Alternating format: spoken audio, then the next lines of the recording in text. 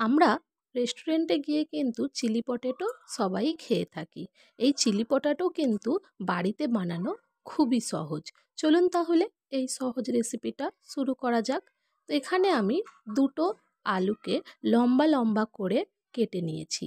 যেমন আমরা ফ্রাইজের আলু কাটি ঠিক তেমন।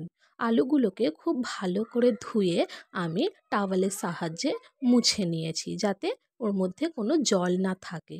তারপর ওর মধ্যে দিয়ে দিলাম স্বাদ অনুযায়ী লবণ, হাফ টিস্পুন গোলমরিচ গুঁড়ো, হাফ টিস্পুন কাশ্মীরি লাল লঙ্কার গুঁড়ো, আর দিয়ে দিলাম 2 টেবিল স্পুন কর্নফ্লাওয়ার।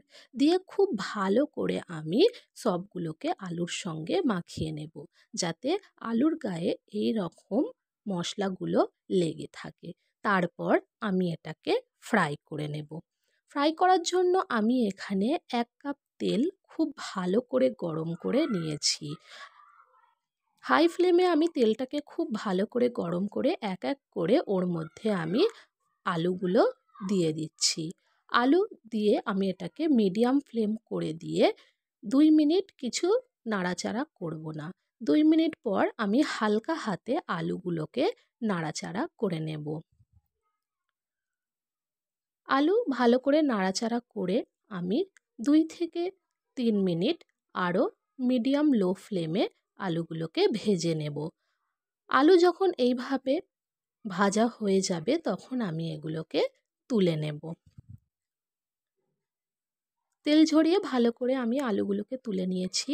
আবার ওই একই তেল গরম করব আমি খুব ভালো করে। একেবারে হাই ফ্লেমে আমি আর একবার আলুগুলোকে ডবল করে ভেজে নেব। ডবল করে ভাজলে কি হবে, আমাদের আলু খুবই ক্রিস্পি থাকবে। এটা যখন আমরা সসে রান্না করব তখন কিন্তু এটা একেবারেই নরম হয়ে যাবে না। তারপর সমস্ত তেল ঢেলে নিয়ে আমি এখানে 2 টেবিল স্পুন তেল রেখে দিয়েছি। ওই তেলেই আমি দিয়ে দিলাম কুচি করে রাখা রসুন আর কাঁচা লঙ্কা 1 টিস্পুন করে। তারপর হাফ ক্যাপসিকাম আর হাফ পেঁয়াজকে আমি লম্বা করে কেটে দিয়ে দিলাম। 30 সেকেন্ড নাড়াচাড়া করে ওর মধ্যে দিয়ে দিলাম 1 tablespoon green chilli sauce, 1 tablespoon tomato ketchup, 1 tablespoon Schezwan sauce, half tablespoon soya sauce আর সামান্য ভিনেগার। শেজওয়ান সস না থাকলে আপনারা স্কিপ করতে পারেন। তারপর নাড়াচাড়া করে দিয়ে দিলাম স্বাদ অনুযায়ী লবণ, হাফ টিস্পুন গোলমরিচ গুঁড়ো আর 1 টিস্পুন চিলি ফ্লেক্স। দিয়ে খুব ভালো করে নাড়াচাড়া করে নেব। চিলি ফ্লেক্সটাও অপশনাল। তারপর ওর মধ্যে দিয়ে দেব ভেজে রাখা আলু।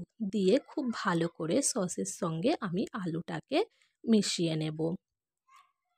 খুব ভালো করে মেশানো হয়ে গেলে আমি এর মধ্যে 1 টেবিল স্পুন জলে 1 টিস্পুন কর্নফ্লাওয়ারকে খুব ভালো করে গুলে এর মধ্যে দিয়ে দিলাম, যাতে গ্রেভি আরও খুব ভালো করে ঘন হয়ে যায়।